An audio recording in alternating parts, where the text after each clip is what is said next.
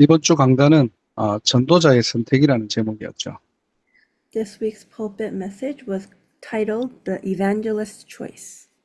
선택이라는 이 단어를요, 우리가 개념을 좀 잘 정리 좀 해볼 필요가 있을 것 같습니다. I think it'll be important for us to really organize and understand what the word choice means. 하나님께서는 인간을 창조하실 때 자유의지라는 걸 주셨죠. When God created mankind, He gave us free will. 이 말은 인간은 영적 존재이면서 동시에 도덕적 존재라는 겁니다. That means that mankind was created to be spiritual beings, but also with immorality. 하나님과 교제할 수 있는 하나님의 형상이고요. We were made in the image of God, able to communicate with and have fellowship with God. 동시에 옳고 그름을 선택할 수 있는 자유와 의무가 주어졌다는 거예요. But also at the same time, we were created to be able to make choices and know right from wrong. 자, 예를 들어서 하나님께서 에덴을 만드시고 선악을 알게 하는 나무의 열매를 먹지 말라라고 인간에게 명령하신 겁니다. So for example, God created the Garden of Eden, but also the tree of knowledge of good and evil, and gave us the command to not eat from the tree of knowledge of good and evil. 창세기 2장 17절에 이것을 먹는 날에는 정령 죽으리라 말씀하셨죠. And he said in Genesis chapter 2 verse 17 that when you eat from it, you will certainly die. 자, 이 부분은 하나의 어떤 정보를 공유한 것이 아니라 하나님의 말씀 명령입니다. But this was not simply just information, but it was God's word and his absolute command. 그렇다면 그 명령을 선택할 수 있는 자유와 그에 따른 책임이 있다는 거죠. So along with that command came our free will and our responsibility to make the correct choice. 자, 그래서 하나님의 자녀가 올바른 선택을 하려면 항상 기억해야 될 것이 있습니다. So as children of God, in order to make these correct and right choices, there's something that we need to remember. 그 올바른 선택의 시작은요, 바로 하나님 말씀 언약이에요. It's that the correct choice is only made when we start from the covenant. 자, 우리는 성경을 보면서 다 지금 확인하고 있습니다. And as we're looking at the Bible, we're able to see this. 자, 왜 솔로몬도, 르호보암도, 또 여로보암도 왜 자꾸 틀린 선택을 할까요? Why did Solomon, Rehoboam, and Jeroboam all make incorrect choices? 뭐 여러 가지 이유가 있겠지만은 근본은 말씀을 놓친 겁니다. Of course, there may be many reasons, but fundamentally it's because they lost hold of the word. 자, 하나님의 약속을 놓치고 나니까 나는 잘해보려고 하는데 창세기 3장, 6장, 11장을 선택하는 거예요. Because when, even though they're trying to do things well, because they've lost hold of God's promise, they end up going back to Genesis 3, 6, and 11. 르호보암이 왕이 되면서 잘해보려고 했겠죠. 나라를 망치려고 시작한 건 아니지 않습니까? When Rehoboam became king, he didn't think to himself that he was going to try to ruin the country. He wanted to do things right. 예, 아버지보다 더 잘해보려고 했는데 자신도 그렇고 주변의 신하들도 백성들도 이 언약을 말해주는 사람이 없는 거예요. He wanted to do better than what his father was able to do, but he himself, his servants, and the people of Israel all had lost hold of the covenant. 예, 그걸 보고 재앙이라고 하는 겁니다. That's what we call a disaster. 자, 여러분이 신앙생활하면서 한 주간 내 주변에 뭔가 말씀이 포럼되어지고 소통할 수 없다. 어떻게 되죠? 영적으로 반드시 고립됩니다. If there is no one around you throughout the week that you're able to communicate with based upon the word and have forum with them, you're spiritually isolated. 그래서 가장 먼저 하나님과 영적으로 말씀을 포럼하고 소통할 수 있는 게 바로 기도잖아요. So first and foremost, being able to have forum with God one-on-one is prayer. 그리고 실제 이 말씀을 소통할 수 있는 팀도 중요하겠죠. And it's important to have a team of people where you're able to have forum based upon the word. 그래서 여러분들이 한 주간 말씀을 가지고 꼭 내 자녀들에게 또 내 부모님들에게 아니면은 우리 교회 중직자들 또 목사에게 이런 말씀을 이렇게 좀 이렇게 나는 어떤 말씀을 붙잡고 내가 어떤 기도를 하고 이런 부분들을 뭔가 이렇게 확인시키려고 하는 게 아니고 반드시 영적 소통은 필요합니다. So it's really necessary to have this word forum with your children, with parents, church officers, and even the pastor throughout the week so that you're sharing the word you're holding on to and the prayer that you're praying. 그래서 선택의 시작은 바로 뭐냐? 언약으로. And so the beginning and the start of choice starts with the covenant. 예, 이게 되어지면은 두 번째로 눈에 안 보이는 영적인 것들이 보이기 시작해요. And so when this takes place, secondly, you're able to see these invisible spiritual things that you're unable to see with your eyes. 왜 하나님께서 선택하신 이스라엘이 멸망당하는지. Why Israel that God had chosen was destroyed. 로보암의 입장에서는 왜 아버지 솔로몬이 모든 축복 받아놓고 하나님을 떠났는지. And from Rehoboam's point of view, why his father Solomon left God after receiving all these blessings. 이 나라가 앞으로 분열될 것이라고 했는데 나는 왕으로서 무엇을 해야 되는지. And he knew that this land of Israel would be divided in the future, but right now as king, what he must restore. 예, 분명히 우리가 언약 붙잡고 기도하면은 눈에 보이지 않는 영적인 것들이 보이기 시작한 하나님의 계획들. We're able to see God's plan and these invisible things when we're holding on to the covenant. 예, 여기에 결단하고 도전하는 겁니다. And that's what we need to make a resolution in and challenge towards. 자, 그렇게 되면은 반드시 영원한 것들이 오게 되는 거죠. And when we're able to do that, we're able to see these eternal things that take place. 내가 왕으로서 이스라엘의 미래와 후대를 위해 나는 어떤 정책과 전략을 펴야 되는가? What kind of policies and strategies I must follow out and carry through for the future and the posterity of Israel. 이 나라를 향한 하나님의 계획과 하나님이 원하시는 게 뭘까? What God wants for this nation. 이게 24가 되어지는 겁니다. We're able to do 24 hours on this. 자, 오늘 서밋타임 본문은요, 한나의 기도거든요. Today's main scripture passage for this summit time is about Hannah's prayer. 자, 이 부분들을 가지고 한번 강단과 우리가 좀 연결시켜 볼 필요가 있습니다. And there's a need for us to connect this to our pulpit message. 자, 한나는 아이를 낳지 못했어요. Hannah was unable to bear a child. 그 당시는 그게 저주고 재앙이죠. And at that time, that was a curse and a disaster. 그래서 하나님께 기도하는데 절망과 괴로움으로 기도합니다. And so as she prayed to God, she was praying in deep anguish and wept bitterly. 왜 나는 아이를 낳지 못합니까? Why can't I have a child? 억울하기도 하고 원망스럽기도 하겠죠. She felt that it was unfair and probably had some resentment. 계속 기도하는 중에 어느 날입니다. 이 기도는 언약과 연결돼요. But as she continued in prayer, one day that prayer was connected to the covenant. 나실인의 언약입니다. It was the covenant of a Nazarite. 하나님께서 깨닫는 은혜를 주시는 거예요. God gave her this grace to realize. 아이가 없는 게 문제가 아닙니다. It wasn't a problem simply that she was not able to bear a child. 지금 이 시대에 하나님의 천명을 이행할 나실인이 없는 거예요. But it was the fact that there was no Nazarite that would be able to carry out God's heavenly mandate. 시대의 흐름을 본 겁니다. She was able to see the stream of this age. 전부 자기 소견대로 살아가거든요. Because everyone living as they saw fit. 하나님의 백성이 하나님을 떠나 우상을 섬기고 있거든요. Because the people of God left God and were serving idols. 말씀이 희귀한 시대가 온 겁니다. And there was this age that in which the word became rare. 이 시대의 흐름을 보는 눈이 열린 거예요. She was able to open her eyes to see that age.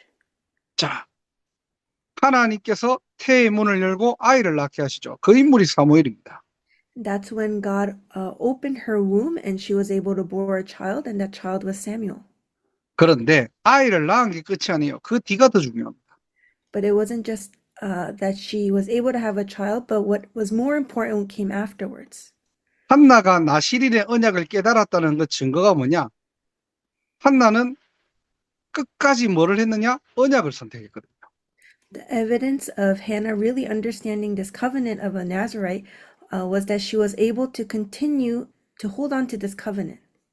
자, 나시린으로 키워지려면 어릴 때 성전으로 반드시 보내져야만 합니다.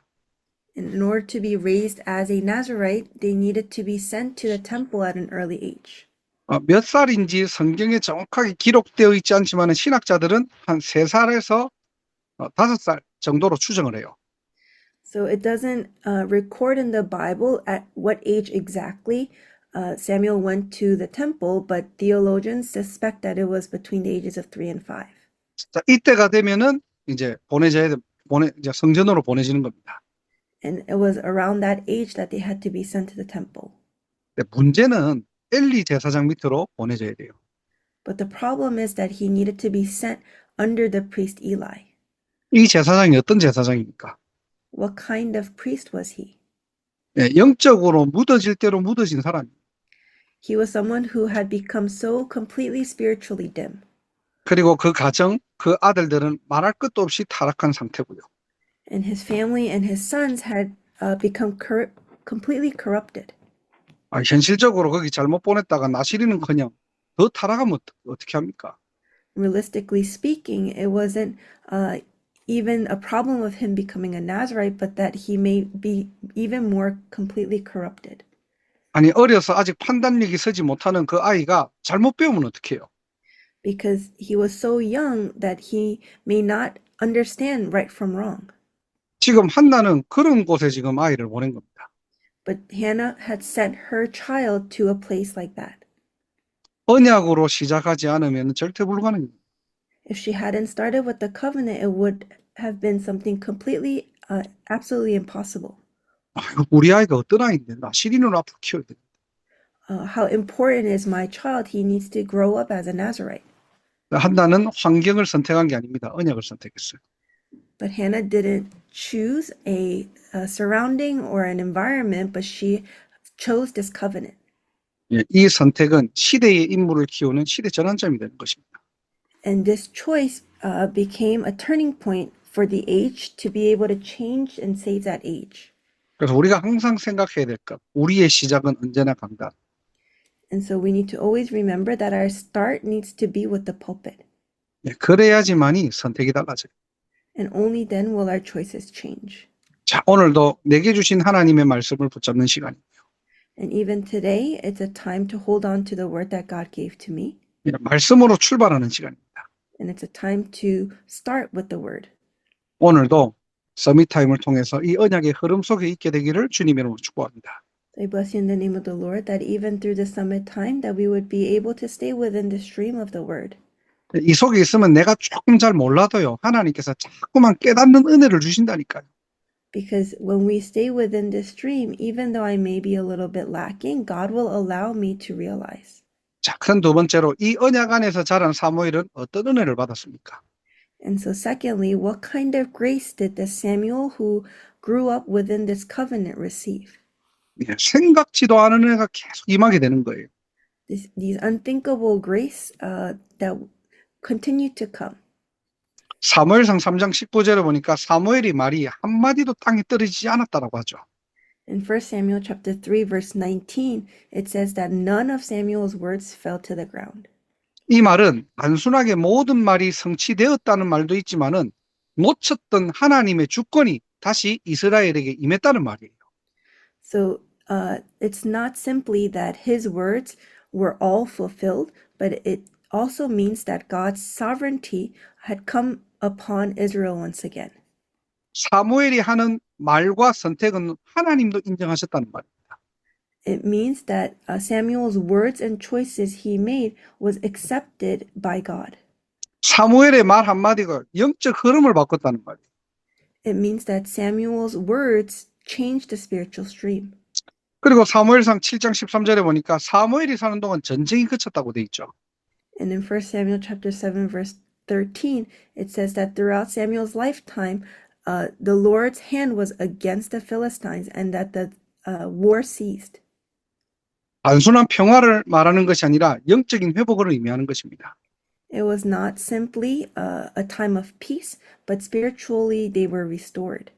이 사사시대 때 반복되었던 저주와 재앙의 굴레에서 완전히 해방됐다는 말이에요. It means that they were completely freed from this repeated pattern of curses and disasters during the age of the judges. 이게 하나님이 사무엘에게 주신 소명입니다. 생각지도 못한 은혜예요.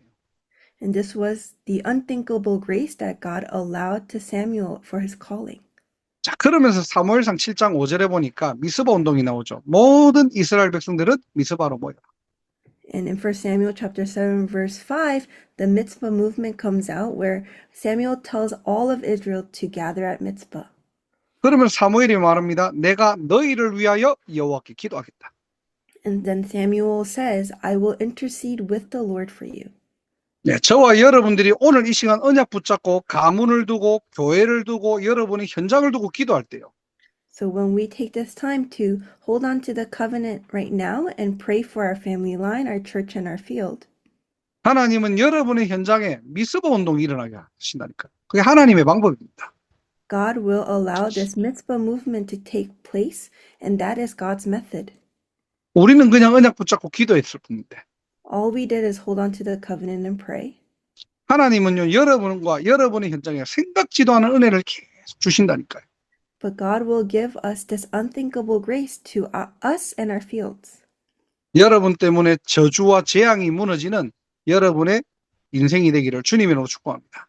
I bless you in the name of the Lord that through you, all these curses and disasters would be completely bound and crumbled in your field. 자, 세 번째로 이 선택은 미래 살리는 은혜로 연결이 되는 거예요.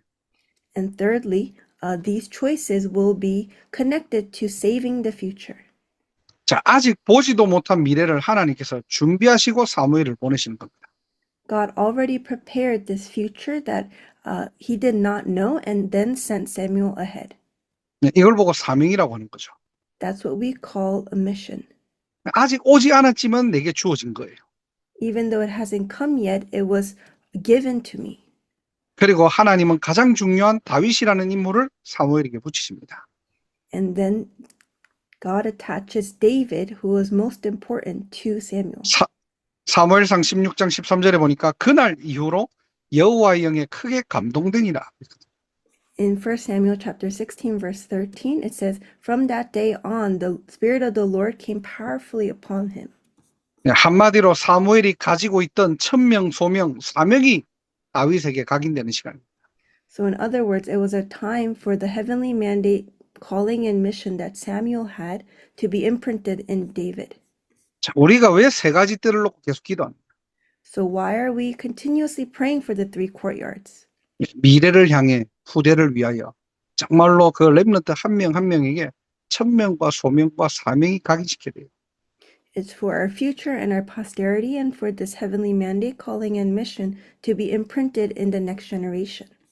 이걸 위해 먼저 저와 여러분들을 부르신 겁니다.